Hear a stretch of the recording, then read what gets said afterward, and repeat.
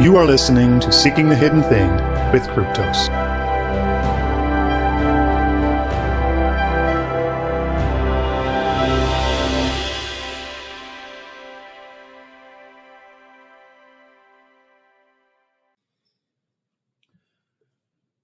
Greetings, everyone, and welcome to another episode of Seeking the Hidden Thing podcast.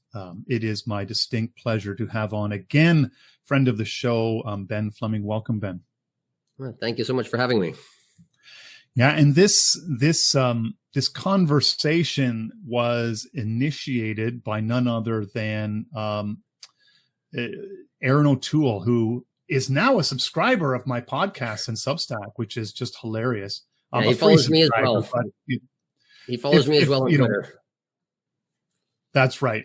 But it was funny because, as many may know who listen to the show and who listen to Black Horse's show, The Red Ensign, former leader of the Conservative Party of Canada during the COVID period, Aaron O'Toole, recently started engaging with the online dissident right. And I think the vector for that was through a group called the Dominion Society. And we've had David Perry on the show here as well, too. And I think part of it was to, I guess, head off some of the things, some of the successes that the Dominion Society were having. But he started engaging with them, and he kind of comes and goes, but he hasn't been able to stop himself. And at one point, he threw out the phrase, we believe in order, conservatives believe in ordered liberty. And you took some exception to that as kind of like, that's such a dumb thing to say. Well, and no, I didn't say it was such a dumb thing to say. I said, why didn't you believe in ordered liberty when the truckers showed up on your front doorstep in Ottawa? Oh, even worse, you called him on his own BS, which is, there we go. And as in response, Aaron O'Toole said, what you guys really need to do is just start reading more Edmund Burke, because Edmund Burke, if you read more Edmund Burke as the father of conservatism, you would understand it all and it would all make sense to you. And I had to admit that while I was, kind of aware of Burke and aware that he was the father of modern conservatism, actually hadn't read him. So you and I behind the scenes said, well, let's do this thing where we actually go and let's read some Edmund Burke and then come back and talk about it. So here, also to clarify one other thing, we've gone away, we've read some Edmund Burke, and we're here to talk about it.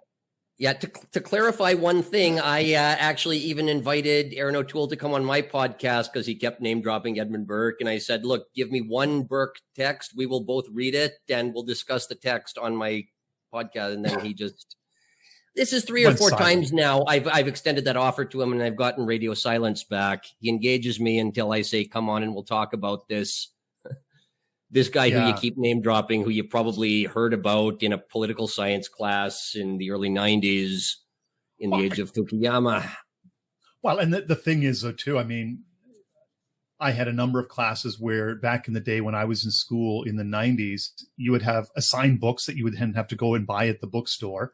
Mm-hmm. But we would also get these packs of assigned readings that the professor would want us to read. So they would be like photocopies of articles, or rather than make you buy the whole book, it would be a selection in a book. So you'd read a chapter in this book and they would be photocopied and they'd be in they'd be bound at the printing shop from the university. And then they would sit on the shelf and you'd pay $5 for this collection of copies.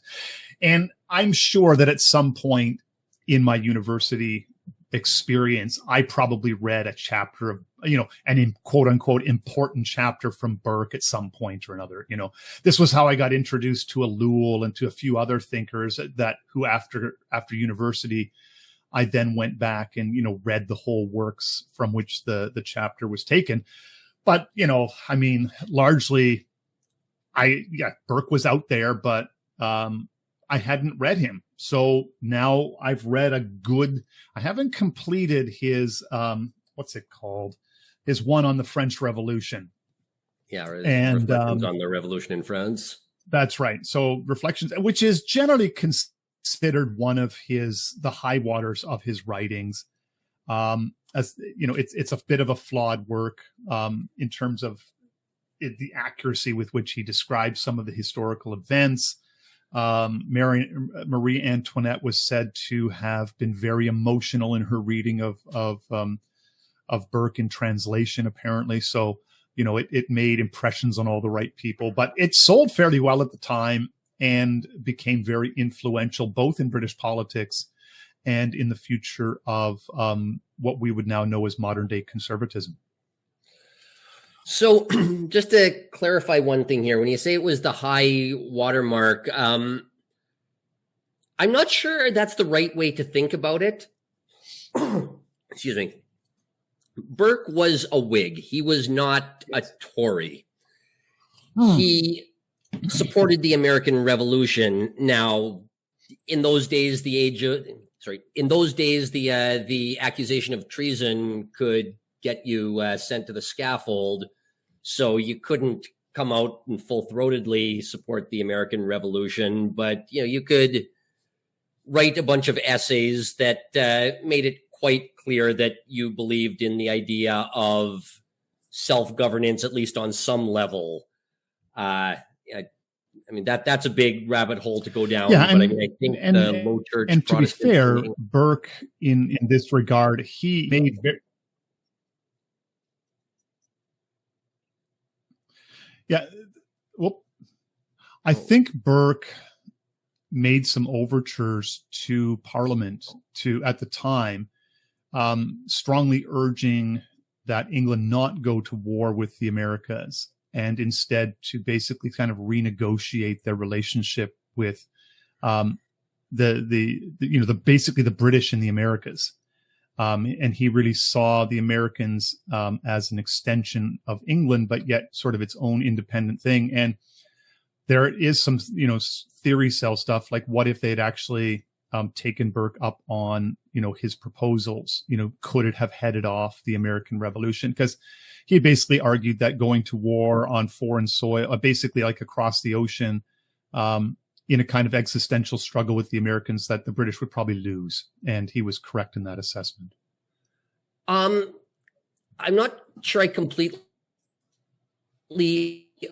agree. If you read, for example, Sidney Fisher's, I can't remember what it's called, like The True Story of the American Revolution or The Real Story of the American Revolution, he puts forth the theory that the United States, or what's now the United States, the American colonies may well have gotten their independence anyways the next time that there happened to be a Whig parliament, because Burke was far from the only Whig who was sympathetic towards the Americans' cause. It's just that Burke was an eloquent essayist in his day. He was even quite well respected among Tories. He was part of the social group that included people like Samuel Johnson, Tory par excellence from the day.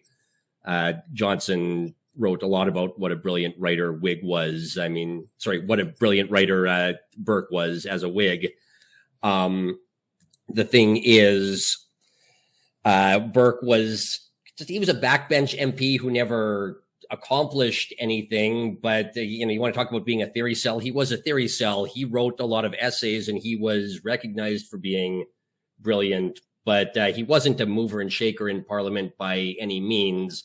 And talking about Burke being sympathetic towards the American Revolution, it was largely the Whigs at large. At least a large chunk of the Whigs were sympathetic. I think Burke just ended up personifying them. Now, go ahead. I was going to say, so maybe for the audience who are not aware, when you have the two groups, the Whigs and the Tories, which interest groups are these two groups largely representing at the time? Because they shifted somewhat over the course of Burke's life. But when Burke was alive and writing, who were the Whigs and who did they what interest did they represent, and who were the Tories and what interest did they represent? Sure. So after the English Civil War, the easiest way to think of it is just high church versus low church. And by low church, that includes the various nonconformist Protestant denominations. The Tories were the party of the throne and the altar of the nobility. Whereas if you read a lot of the political writings from the day, it almost uses the terms Lockean and Presbyterian interchangeably. That's how much of a religious undertone and a religious connotation this had. What we now call liberalism, or what became liberalism, was more along the lines of the churches who believed that the Church of England was, I don't want to say apostate, that's too strong of a word, but they believed that the Church of England was telling them to do things that were against their conscience. So they said, we're still Protestant, we still believe in God, but we don't want anything to do with the Church of England, especially the liturgical aspect of that. Now, I can go back even to the reign of Queen Elizabeth if you want me to explain that. Do you think that would be helpful? That could be, sure. Okay, so Henry VIII, we all know that he broke from the Catholic Church because he wanted to divorce his wife who wouldn't give him a male heir. And the church within England, they didn't expect Henry to be a serious Protestant, but they expected his heir, Edward VI, to be a really austere, devout Calvinist. And that was what the Church of England was supposed to be. That's what it was envisioned to become. The same way as it is in Scotland with the Presbyterian Church of Scotland. That's very, austere, non-liturgical, no nonsense. But Edward died, Edward died very young. I think he was only 15 years old when he died. So that put a wrinkle in the works because his half-sister Mary was Catholic, and she came back in and started burning a lot of these Protestants at the stake. A lot of these Protestants ended up fleeing the country, one of whom was John Knox, famous Scottish. He wasn't a Calvinist at the time, but he fled to the continent as a result of fleeing Bloody Mary. That's how he ended up, in Geneva, and eventually bringing back the much more austere form of Calvinism to Scotland. But then Mary died young as well, and Elizabeth became the queen. She inherited the throne. Now, Elizabeth, she was educated to be some noble's, smart wife, that, as the third child of a monarch often was. But the crown fell in her lap. But the thing is, even though she was intelligent, she really did not want to get involved in any theological debates. She just wanted to go to church on Sunday, and that's it. But she couldn't go back and be a Catholic because the Catholic Church viewed her as a bastard. They viewed her as the child of an illegitimate marriage. So she had to be a Protestant if she wanted to reign. She didn't have any choice in the matter. And that's kind of what made the Anglican tradition what it is now. Very liturgical. The statues within an Anglican church are of secular things, but they have the feel of Catholic iconography. A lot of it is about praising praising is probably too strong of a word, but all the iconography is about the British royal family and praising England. It's sometimes been called English Shinto. But the reason for that is just Elizabeth. She had to be a Protestant, but she really didn't want to get involved in these theological debates, which her older brother was being trained for. There was a problem, though, which is that her two closest advisors, Francis Walsingham and William Cecil, they were both Calvinists. They were both very austere Puritans. And even back then, Puritans at their worst, they were people who were trying to nitpick everything that was wrong with your way of worship. But at best, and it certainly was the case with these two men, they just wanted to be Puritans because they wanted to communicate with God directly. They didn't see any need to go through liturgy or confession or anything like that. It's, I'm a sinner. I'm going to pray to God directly and get on with my life. So this is really the genesis of what English Protestantism became.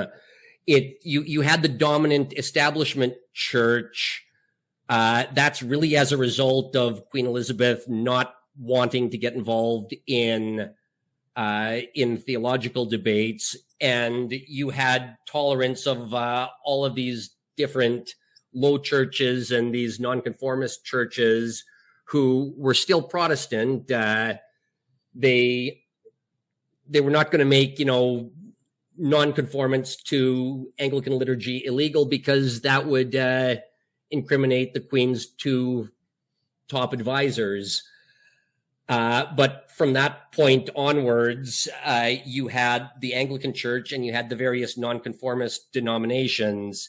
And going forward a century or maybe a century and a half, the Whigs versus the Tories was largely this separation.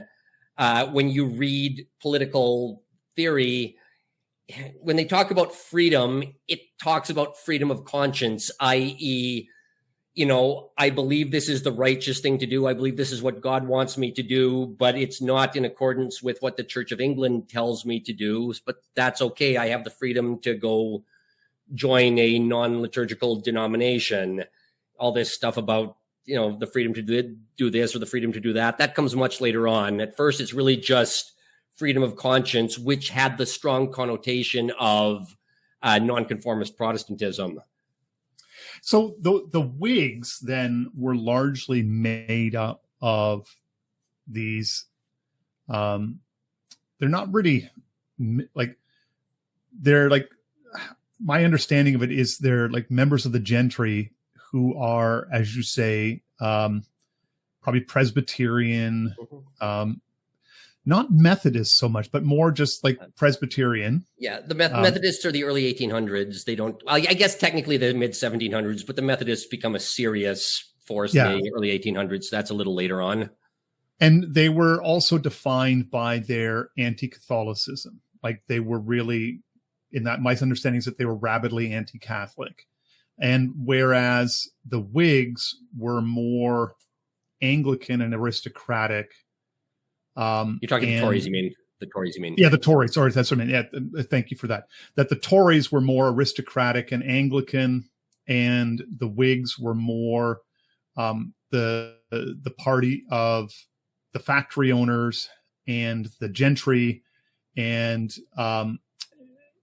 sort of serious Protestants, and sort of the particular Protestant character of the faith at the time, and.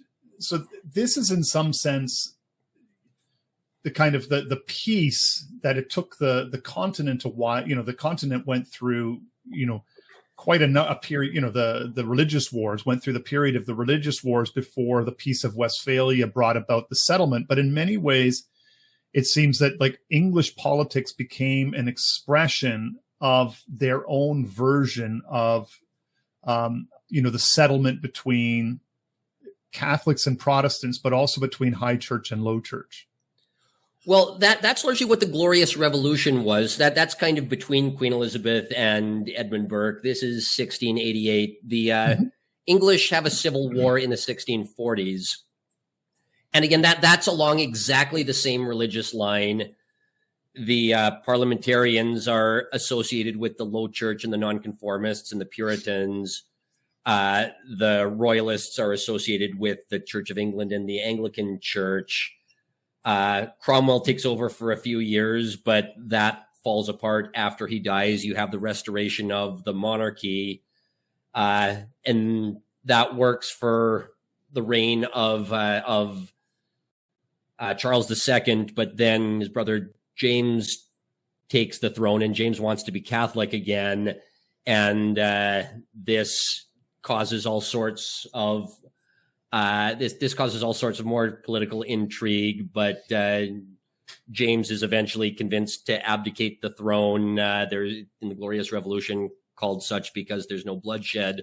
though his enemies were raising an army against him. That's not to say that it was peaceful. It's that he abdicated the throne before the fighting started.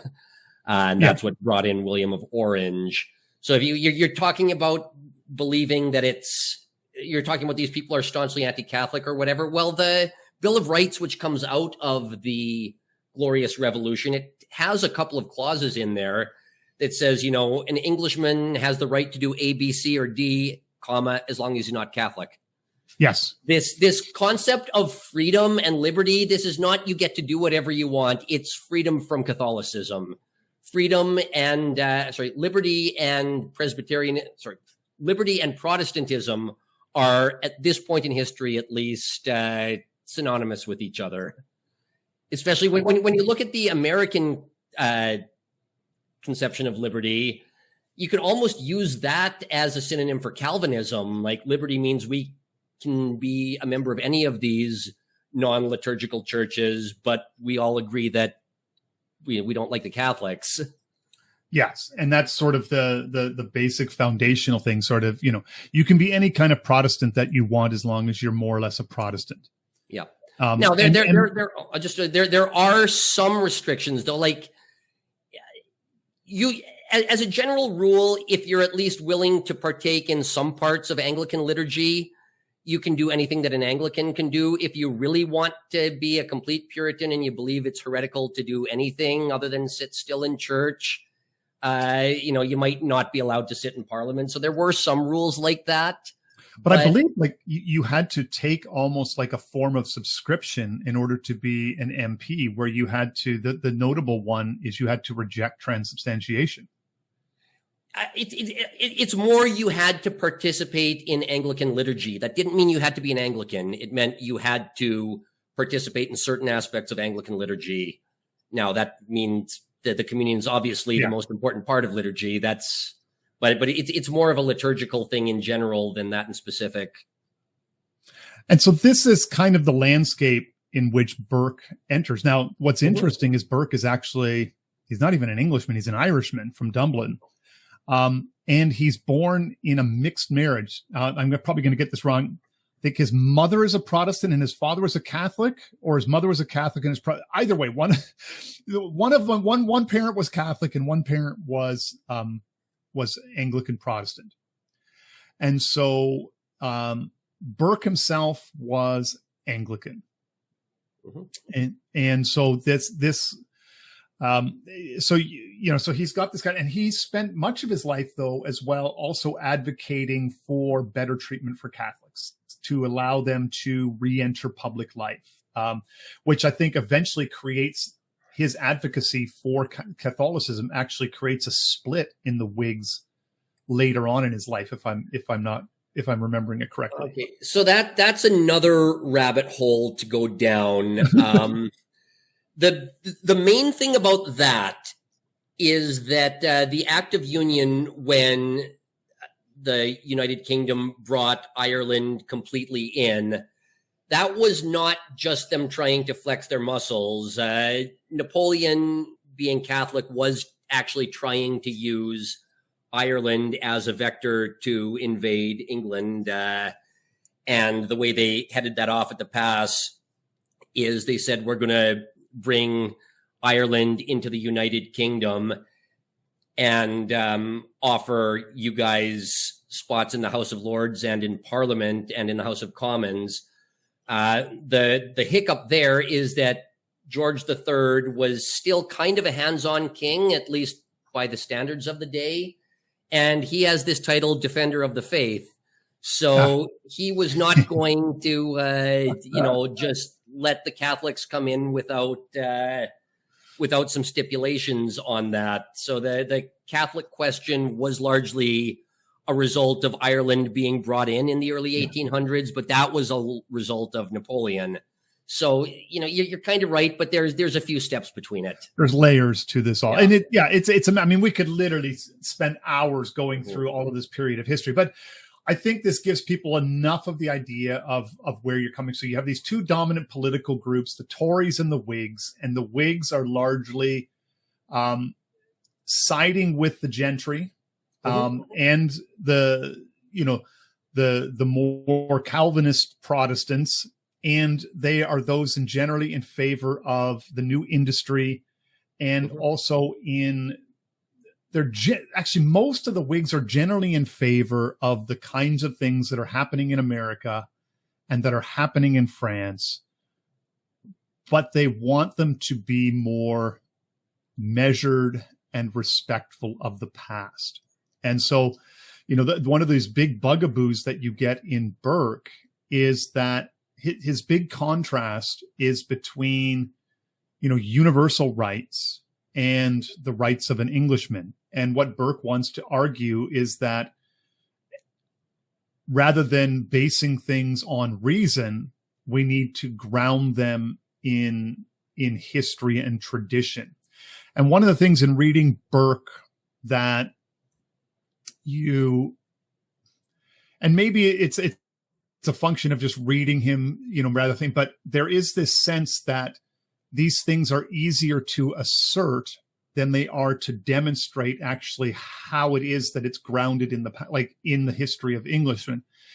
Because oftentimes once you begin talking about rights, that the distinction between universal rights and the rights of an Englishman is one of these things, philosophically, where you end up saying, it's a distinction without a difference when push comes to shove. And I think that's part of the thing, is that in many ways, as I'm reading Burke, that conservatism is more about, we want all of the things that go along with, at that time, modernity. We want the industry, we want the trade, we want the wealth.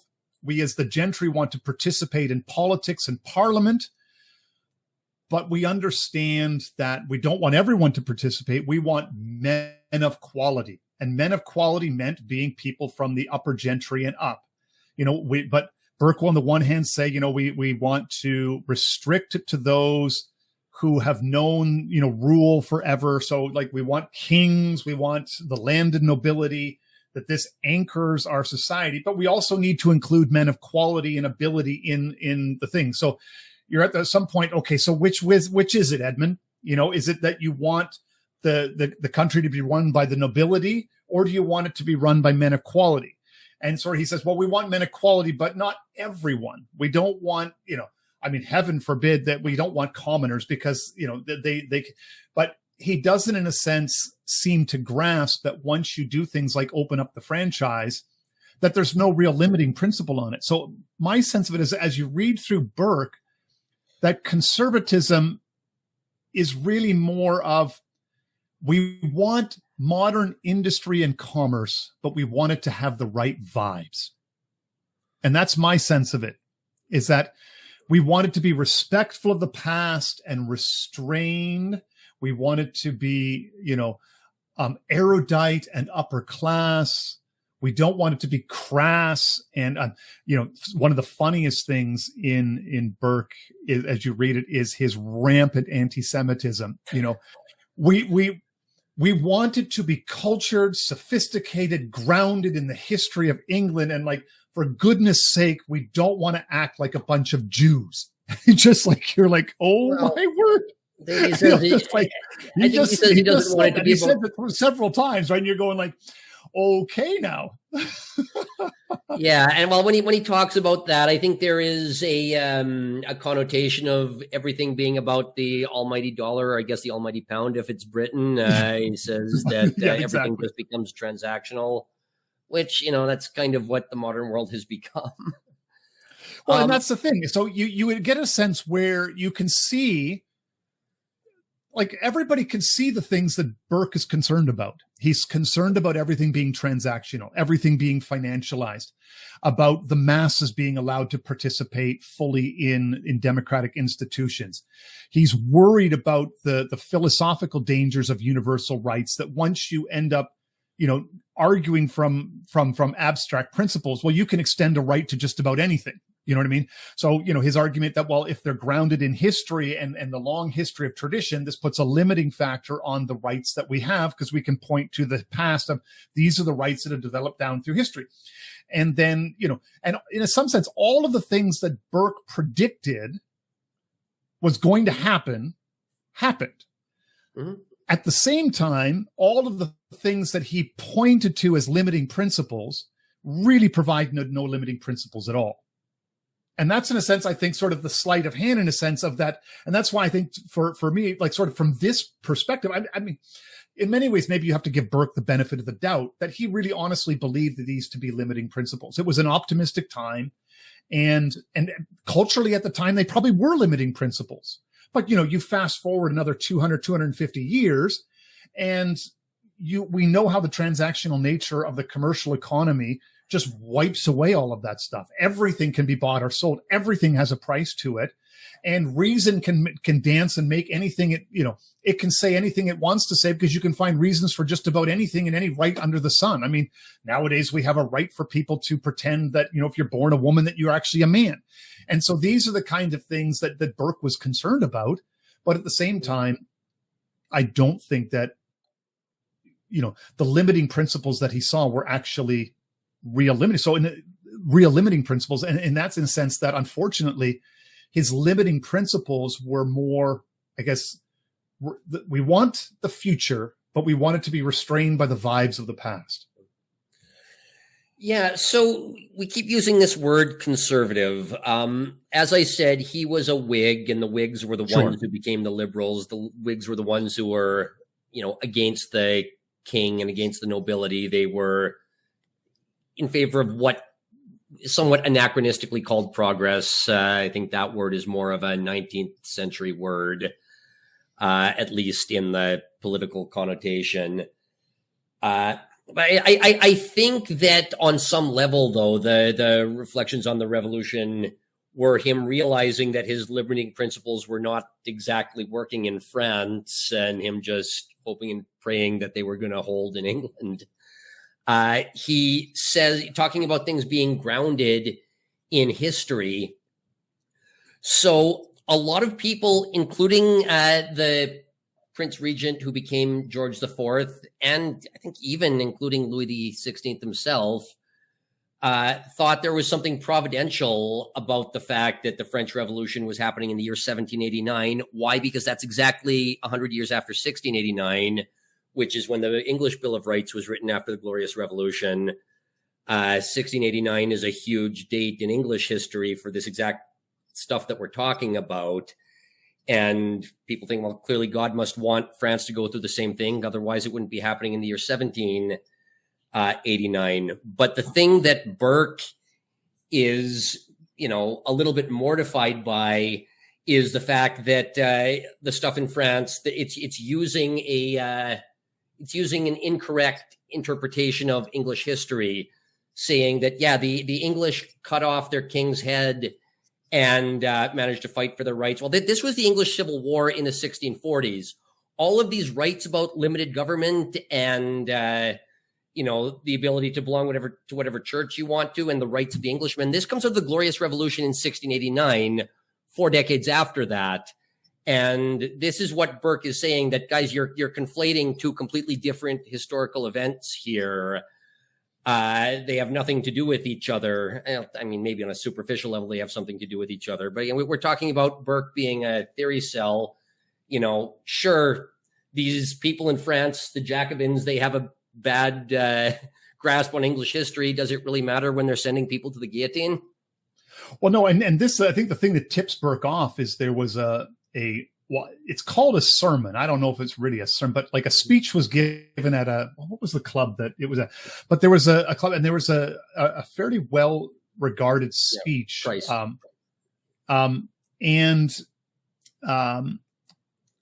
Burke and they were celebrating the revolution in France in many ways as realizing basically realizing the full flowering of the Glorious Revolution. And so they were, in a sense, interpreting the Glorious Revolution through the light of the revolution in France. And Burke, as you say, reacts to this and said, wait a minute, that's not the correct way to understand the Glorious Revolution.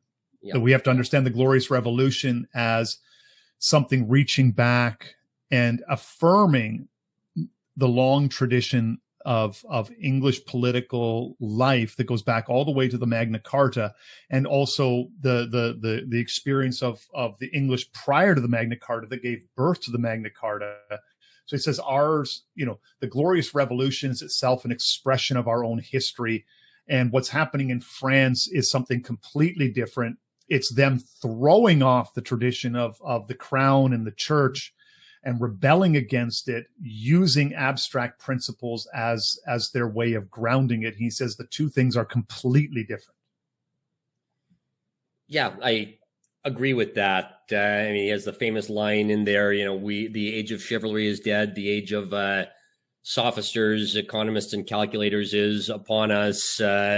We've gotten rid of the French, they're getting rid of their proud tradition, and they're just trying to reduce everything to transactions and things that are hyper rational. I think at one point in there, he even talks about how he imagines going to France in the future and seeing all the buildings looking completely geometrical because that's the rational way of doing things. Well, what does modern architecture look like a couple of hundred years after? Oh my word. Yeah.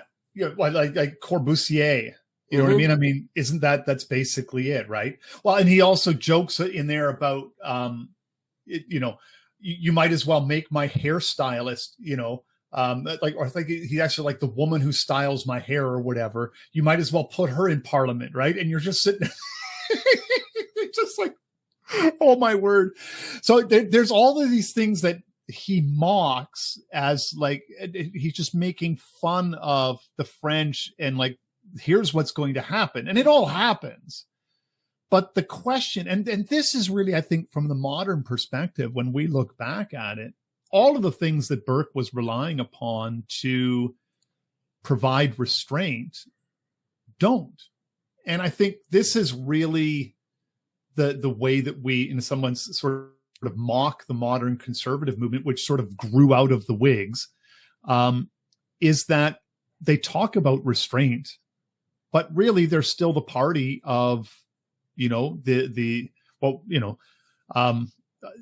mercantile classes, the businessmen, and the open economy and transaction. And so it's one of these things where, as much as they want to preserve tradition, they failed to see, or to project, at least Burke, they failed to see how industry that, in many ways, the real true acid that dissolves society is not even so much politics, but, in the industrial economy. Yeah. So a couple of things, 2 points. One I agree with and one I have to correct you on. Sure. The first is where he talked about having men of quality. He did kind of foresee, he has a line saying that if you don't do this properly, it's going to be gone in one generation, where, sure, you get the best people in who are going to make this new rational utopian system or whatever work. And that's all fine and dandy. But what happens when they have to find successors who are driven by ideology but don't have the skills or the rooting in the past? Again, I think he was absolutely right about that. His funny one was like laughing at the idea that practicing lawyers would make good politicians. He says it's like inviting the tradesman in to a practicing lawyer is no different from a tradesman. He says it's like having it's like inviting the local carpenter to become a member of parliament. It was hilarious. Well, he wasn't even talking about this theoretically. He said he was looking at the Estates General in France, looking at the new parliament that they'd put in place after the revolution. He says, okay, these people are lawyers, but wait a second, these aren't, legal scholars, people who are serious. Half of them are what we now call ambulance chasers. Says this isn't exactly a high quality body of, men of laws. So he wasn't even talking about that in the abstract. He was talking about the new parliament in France. So you were going to offer a disagreement too. It's like, yeah. So you said that the modern conservative movement grew out of the Whigs. That's not true. It grew out of the Tories. What happened was in the 1830s, as industrialization grew, it became very clear that society just wasn't running the way that it did before. There were a lot of what I think the word was dead ridings, like old constituencies in England that were not in line with where all the industrial strength was. So they redrew a bunch of the constituencies, but B, they extended the franchise to urban professionals, like people like lawyers. And well, again, this is what is the genesis of the people you'd now think of as the yuppie or the modern liberal who votes in a certain way because it makes them feel smart to vote for the person with the academic theories. This new cohort of voters, they largely voted Whig. But what did they do? If you read Chartism by Carlyle, that was written in 1939. The Great Reform Act was 1839. The Great Reform Act was 1832. So it was in recent memory. It was only 7 years before. He said, what was the outcome of this? They passed the new poor law, making it illegal to be a vagrant in England. So you essentially got the poorhouses from Oliver Twist. And he said they went right back to doing absolutely nothing. The sum total of this one big parliamentary reform and extending the franchise to a bunch of people is they opened some poorhouses, and now, you have a bunch of people who have decided, oh, this is great, I don't have to work anymore. Give me. So he says this is going to be a disaster. That was the 1830s. Then in the 1860s, there was the Second Reform Act, which extended the franchise to people like tradesmen in the cities, people who paid taxes. This was in 1867. And though he was not the leader of the Tories at the time, a high-ranking Tory was Benjamin Disraeli. Mm-hmm. And he said, okay, the Whigs won big last time when the franchise was extended to this new group of people, this new working class people who are going to have the rights to vote. We need to make sure we don't lose out on them as well. And he had the political instinct to say, these people don't want people to pander to them. They want us to be really proudly English. They want us to be really proudly saluting the king and proud of our noble tradition and proud of the Anglican Church and all of this stuff. And it was a gamble he took. And in his day, people thought he was maybe a little bit crazy doing this, saying these are working class people. They don't have any money. Are you sure you want to, be the party of the rich? Well, he won them big for most of his life. There were even to this day in England, you have pubs, working class pubs from the day called the Benjamin Disraeli or the Lord Beaconsfield. That he got that title towards the end of his life. He was so respected by the working class of England that the working class, they started voting conservative. So I think you even see that split in the Anglosphere today in the cities. You see the yuppies, the people who think their university degrees make them enlightened. They vote for left-leaning causes, whereas the working classes, the tradesmen, they're more conservative. And people sometimes say sneeringly, well, these people vote against their economic interest. They were making that argument against them in the 1860s when the Second Reform Act happened. Mm-hmm. But a result of the Second Reform Act, a result of the Tories going after the working class, was they rebranded themselves as the Conservatives. And that is where this folk history of Edmund Burke comes out of.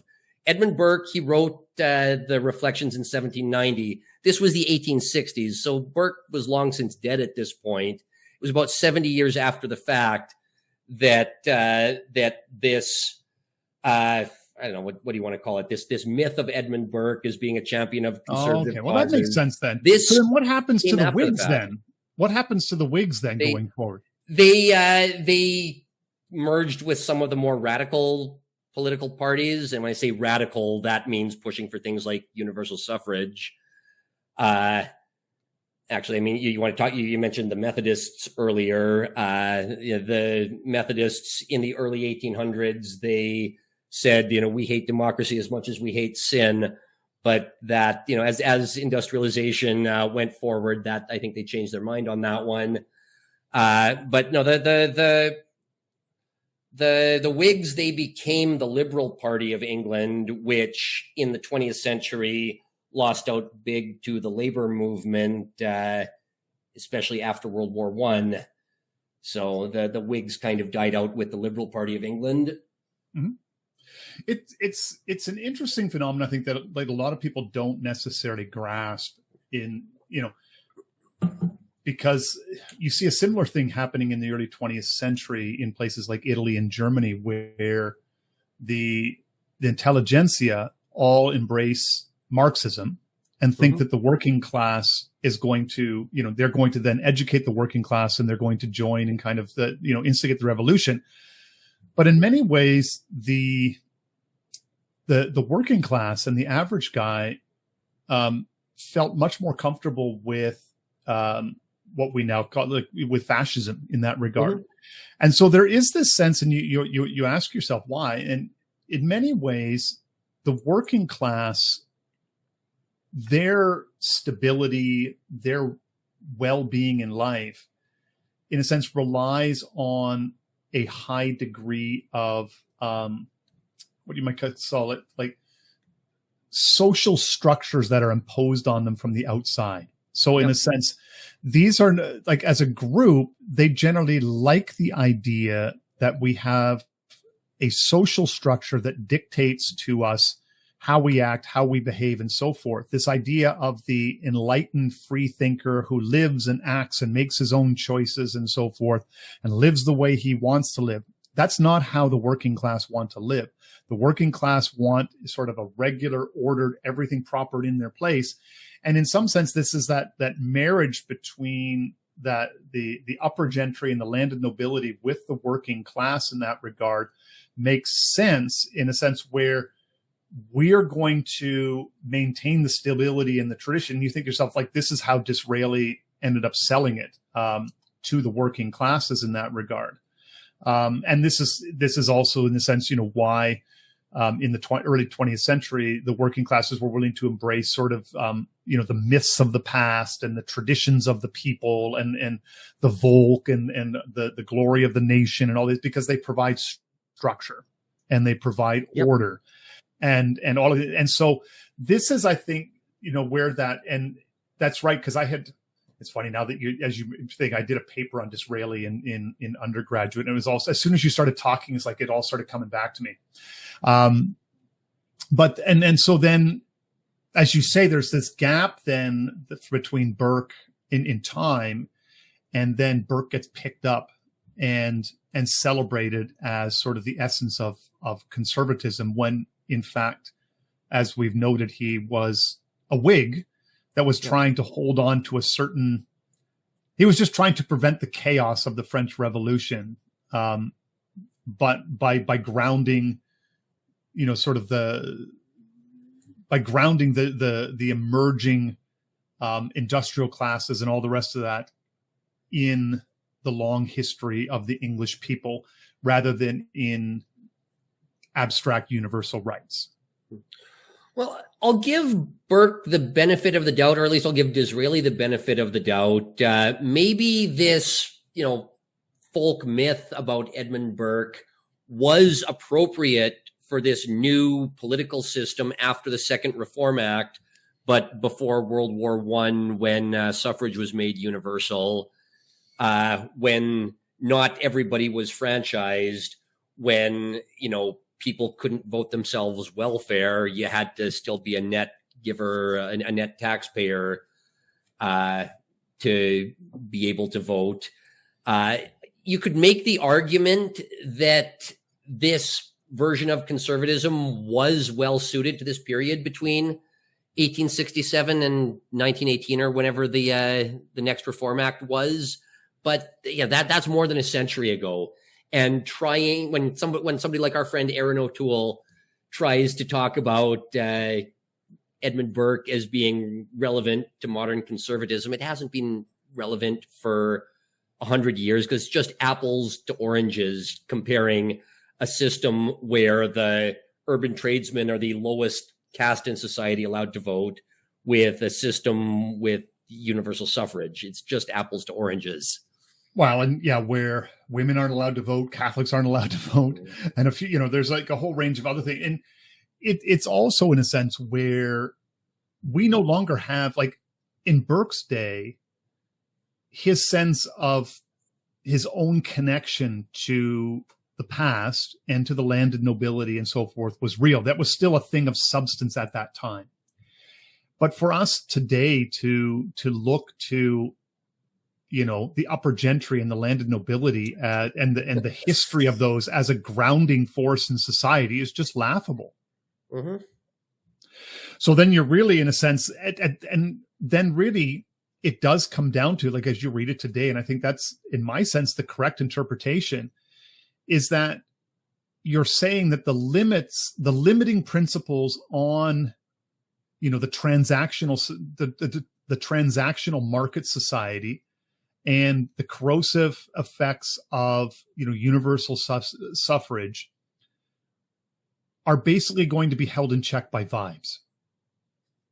And that's really sort of this, the feeling that our society has to be grounded in something. And this is one of the things that Burke does talk a lot about, is institutions. And I think today people pick up on that as, in a sense, and this was the other thing that I had with Burke, is that institutions ground society because the institutions ground society. So in a sense that you have to support the institution because you have to support the institution, because if you don't support the institution, everything falls apart. But the institutions aren't doing anything. They've been completely hollowed out and they're being worn like a skin suit now. Like, who was that Miller fellow, that clip that we were just, that's been making the circle of him talking about, he's granting himself all of these powers in legislation that he's writing. Yeah. And that, he's getting called on it. And he's saying, well, yeah, that does give me absolute power, but, you have to trust me that we're going to use it judiciously. It just, and it's sort of the sense of like the institute, in a sense, the institution of cautious government is just going to, compel me to only use my powers in a way that are judicious. And you're like, well, yeah, let me know how that works out for people. And I think that this really is in part the problem with Burke today. And this is why people like myself and others, we start going and reading people like, Shutters, Carl Schmitt and others, because people like Schmitt just basically go and they dissect all of the, the fairy nonsense that, vibes conservatism is trying to shovel forth. Because they basically call it, listen, it isn't grounded on anything. And, once you look at it, you can see it's only grounded on power. That in a sense, when push comes to shove, Nietzsche was right and the left is right. And whether you like it or leave it, that, all of these traditions have been swept away and politics isn't grounded on anything. And that's sort of the troubling thing that nobody really wants to face, is that it isn't grounded in anything except for, well, you can talk about reason and ideas, but you can make reason do whatever you want it to do. Well, okay, so when you say grounded on reason, that's what the French were doing. Yes. When you say Burke believed it was based on vibes, I will steelman him a little bit on that one, because he wasn't. I've been hoping to be fair, that I've been fair to Burke. I hope. Well, but yes, go ahead. He didn't believe it was based on vibes. He believed it was based on the common Protestant faith, and he is quite explicit about that a couple of times.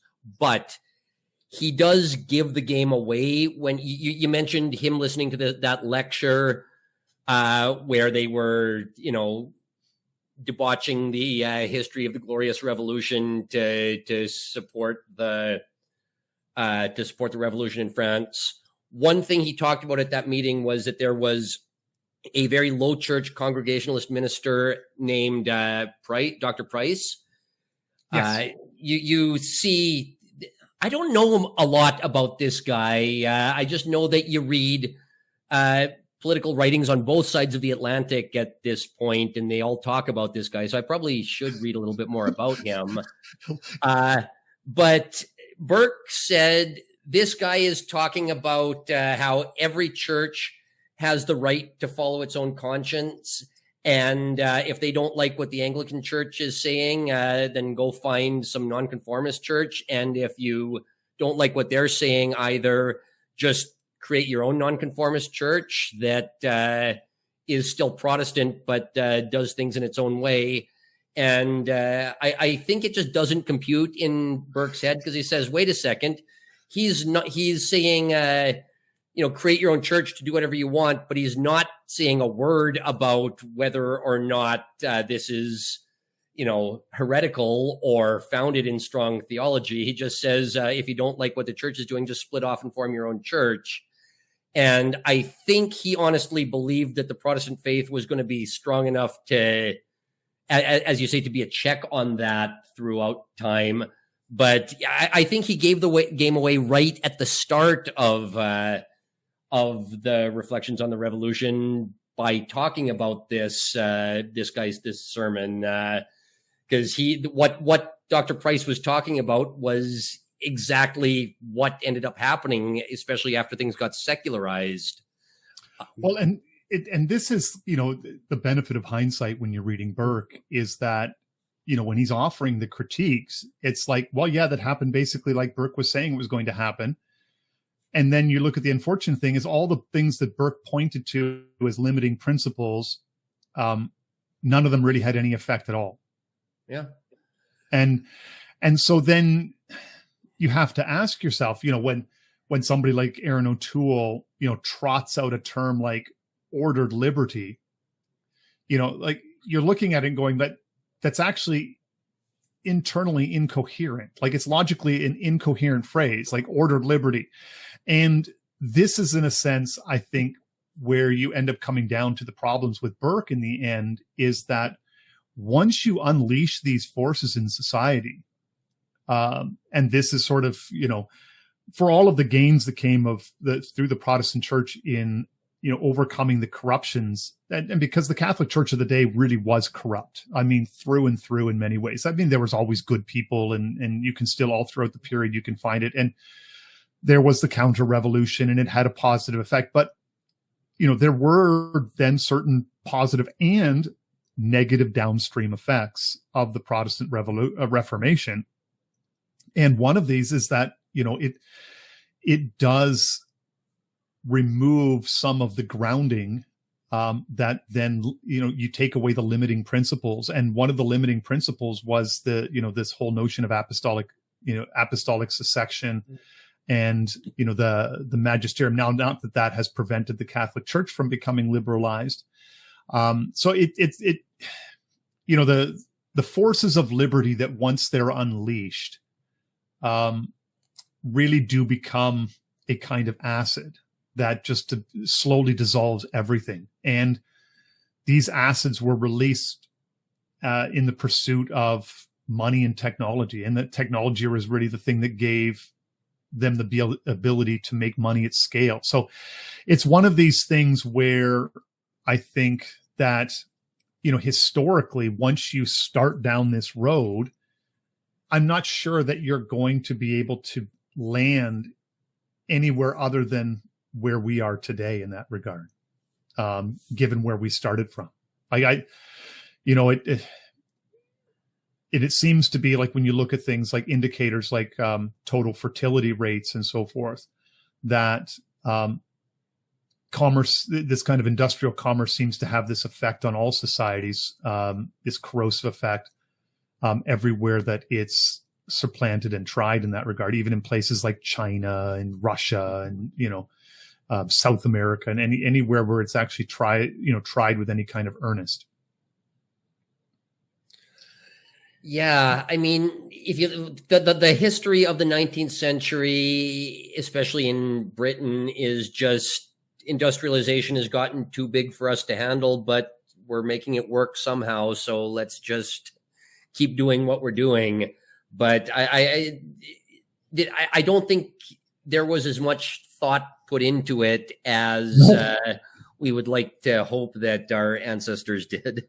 Well, but the thing is, and here is the thing, is that at the time there were critics, right? And we mentioned Carlyle earlier, right? Yeah, there's Carlyle, the Luddites. What's really interesting, and this is another aside, is that at one of these crucial moments where perhaps it might have been possible still yet to smash the machines and to return to the Shire, so to speak.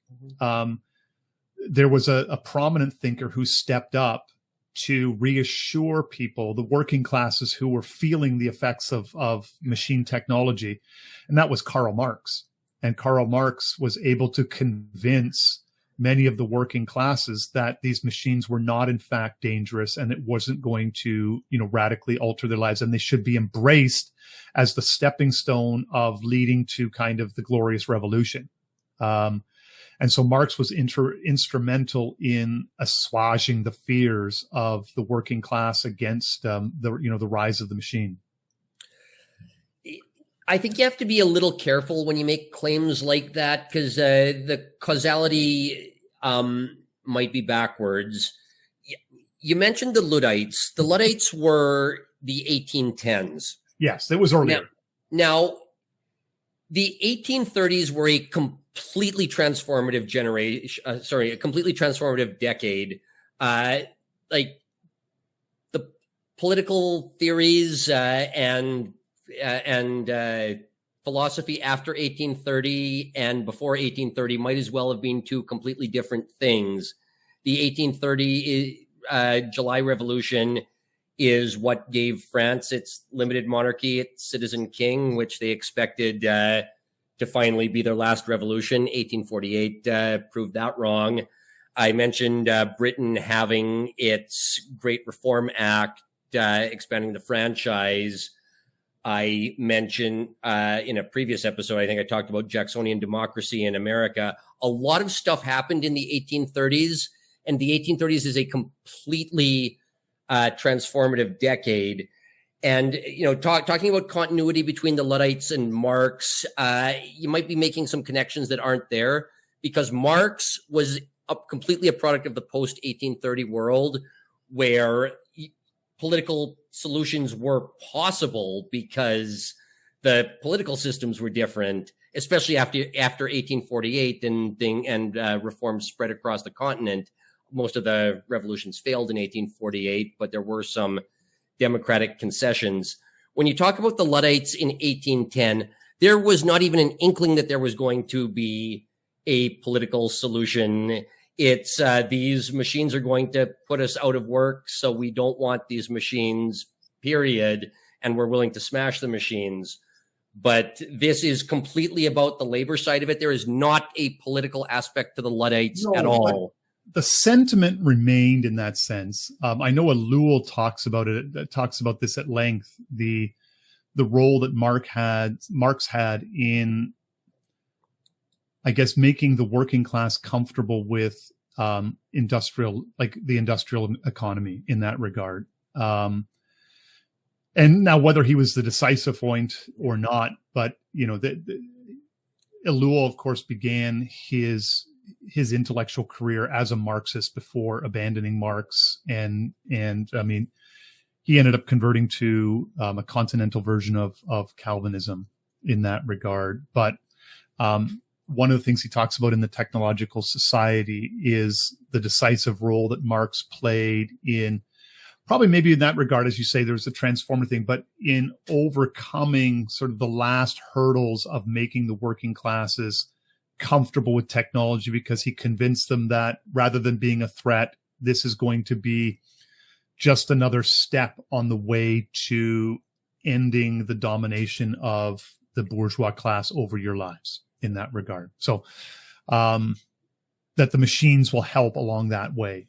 And he cites a number of passages from Marx that that were instrumental in that regard. So you're probably right there in terms of the order that way, but in terms of like Marx did play that role in making the working class comfortable. Well, again, before the 1830s, you did have the Saint-Simonians, who were, people now say that they are a precursor to socialism. I think that might be, with some certain, hindsight biases. Sure. But the Saint-Simonians did, preach, they were quite popular in France, and they did have some popularity trying to convince the working classes that the machines weren't scary, but it was not in the form of political reforms. It wasn't getting a voice in the political arena. It was in the idea of, utopian communes. We're going to build these communes centered around a factory where the workers all get, or the people who do productive work all get their share the of value the of their labor. Not even necessarily the value of the labor, but just a cut of the pie, that you have some ownership in it. When we talk about the workers owning the means of production, that was not the socialists, that was not Karl Marx, that was the Saint-Simonians. So I get what you're saying, but there is a little bit of an anachronism there, and you have to realize just how much the 1830s divided history into the before times and the after times. Sure. But it does but again too, like we're talking about then, like Burke is on one side of that divide and Disraeli is on the other side of that divide. Absolutely. Right. So then, in a sense, what you're talking about makes sense then, when you have this early 1800s, when industrialization really sort of comes into its own in England, and that, the political landscape that emerges after that, these writings of Burke are picked up then and made the touchstone of, what we now know as sort of the modern conservative movement in that regard. And it is interesting that Burke that people keep coming back to Burke again and again. And that, I know Burke has his critics, but it's just sort of, this is the kind of thing like, I had never read Burke, but people, put Burke forward as, if we just listened to Edmund Burke and just modeled ourselves after the teachings of Edmund Burke, all the problems of us that we have as conservatives would just drift away. And, what you young men need to do is just read more Burke and you'll understand what we're trying to do. And this was, I think, this is like to get back to the Aaron O'Toole claim of like why we were doing this and, what gave birth to this whole episode is that I think that claim in today's context is it's largely laughable. Once you read Burke now and you think to yourself like, no, just telling the young men to go read Burke is not going to cause them to understand what you as the conservative parties are doing, what you as conservative politicians or Republican politicians are doing, that I think if they read Burke and they grasp Burke properly, they're going to understand all the more deeply why it is that you have failed them so completely. Well, Burke is considered the avatar of conservatism in a Whig framing of history that already concedes that progress is inevitable. If you want to be a right-wing thinker, why wouldn't you read a Tory from the time? And Burke certainly did have some genius Tory contemporaries. We mentioned Samuel Johnson earlier, but one of the ones who I like, who's lesser known, is Josiah Tucker, who in 1780, so while the American Revolutionary War was going on, he wrote a rebuttal of John Locke. And in fact, if you really want to see how much the Whig-Tory divide is based on the high church, low church divide, or the Anglican Presbyterian divide, whatever you want to call it, I think that Tucker's rebuttal of Locke is a great work, and it was written at the same time as Edmund Burke was writing in favor of the American Revolution. Didn't he write it in response to Burke in some sense? I don't believe so. I think he wrote it before that. I might be off on that. It could be wrong. Yeah. And what's interesting in reading some of these authors, historical, and why they're good to read today, is, and even why Burke itself is good to read today, because in some sense, Burke was prescient. He did see what was going to happen. And some of these other authors did as well, too. And it's useful to look at them and to see, like, why did they see what was coming? And because those are often the reasons that they're pointing to as why they see this coming are often the things that we need to be focusing on today, in a sense, because a lot of times, like, that we live within a simulacrum, right? And so there is often the surface layer of the discourse, the narrative, the way we think things work and the way we think things should work. And this simulacrum overlays the way things actually work. And sometimes reading these early authors is good because it allows you then to get past the surface discourses and to then understand why the surface discourse is all a bunch of BS, and that, the way things actually work is very much different. And Burke is one of those things, a sense of where he points out, this is what's going to happen. This is what's going to happen. This is what's going to happen. This is what's going to happen. Unfortunately, the antidote that he had really was no antidote at all. Well, that's exactly why I like reading Tucker's rebuttal of Locke, because if you want to talk about breaking the simulacrum, there's this phrase that a lot of people think Americans made up, checks and balances. I don't know who the first person that made that. I don't know who was the first person who made up that expression, but Tucker certainly uses it in this essay, which again is written during the American Revolution.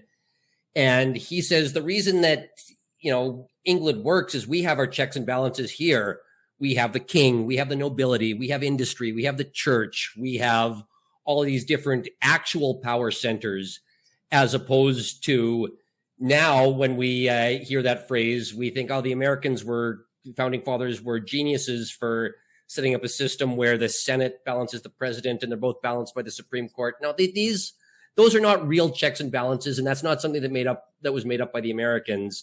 The phrase checks and balances was used by Josiah Tucker, and he was talking about all these real power centers in society in real tangible terms.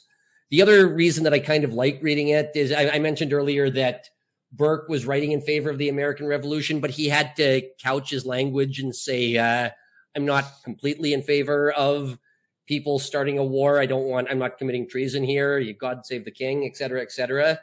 Tucker, being a Tory, said, oh my God, the Americans are just a bunch of ingrates who do nothing but complain, but then expect protection from the British Navy. Can we just please let them go already and just trade with them? So, well, while we were talking, I managed to dig up a copy of a treatise concerning civil government in 3 parts by Josiah Tucker. That's exactly the one I'm talking about. Yep. And which is good for me, a free EPUB version is good for my e-reader. So that's, maybe I'll include the links in the show notes so that other than so maybe the next conversation is a discussion. I'm happy to come back and talk about that one. That's one of my favorite documents. So there we go. That one.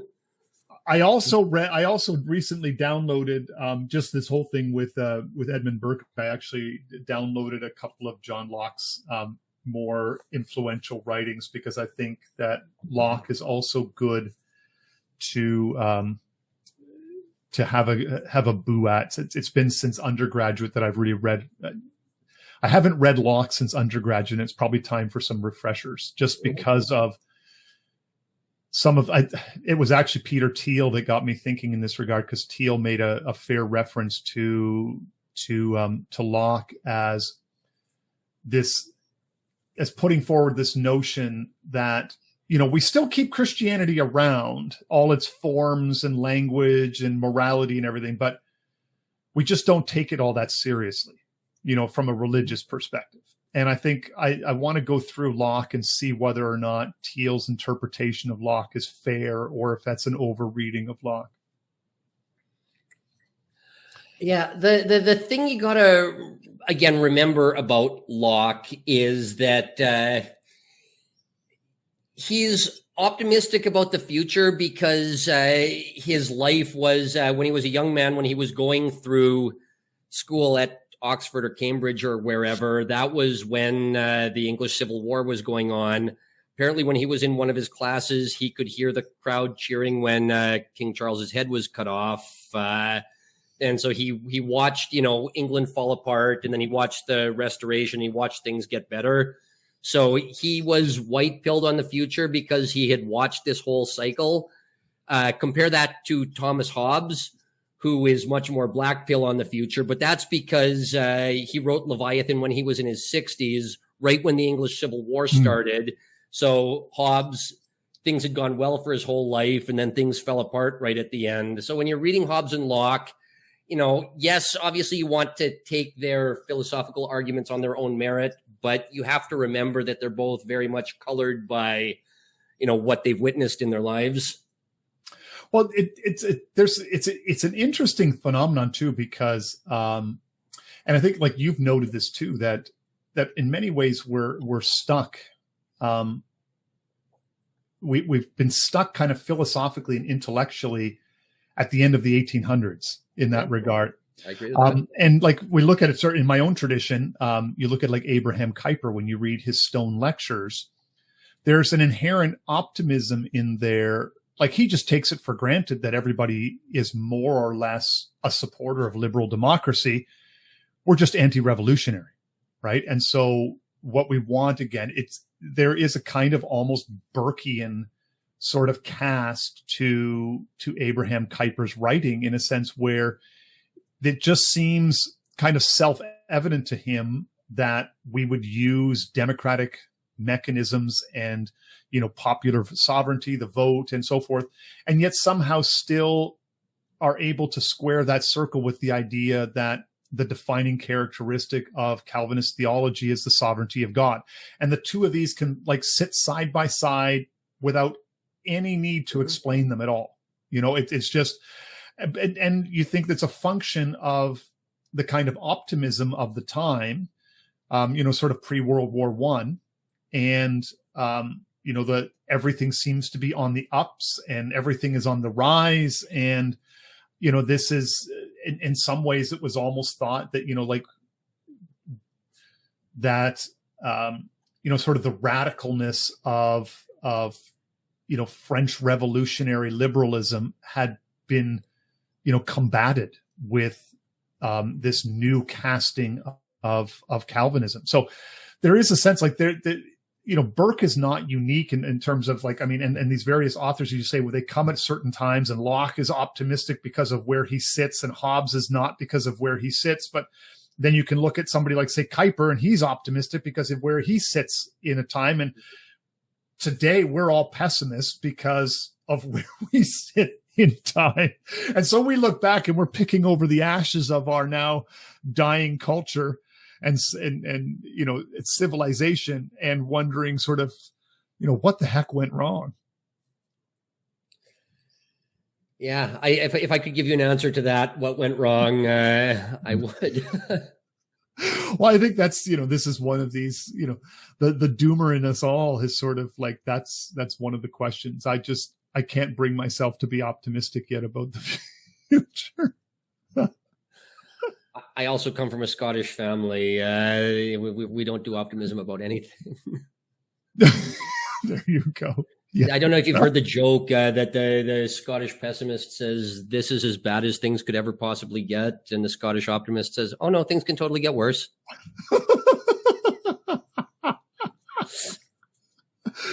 Yeah. I'm surprised that, that you have the charitable, the Charitable Society, the Optimist Club. And I've often thought, why has there never been a pessimist club? Like that would seem to be, but then again, maybe they don't see any point in doing that. But yeah. Anyways, Ben, it has been a delight. It's unfortunate we've been going on now. We're like an hour and 20 minutes. And shoot, we were hoping to have Aaron O'Toole on briefly to chat with us about Burke, but unfortunately we've run out of time. So we'll have to do that another day. Thank you, Ben, for coming on. It has been a delight. I always enjoy these conversations. Yeah, me as well.